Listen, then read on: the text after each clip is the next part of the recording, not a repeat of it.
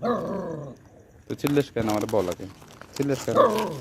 কেন খাবি? দেখা কর।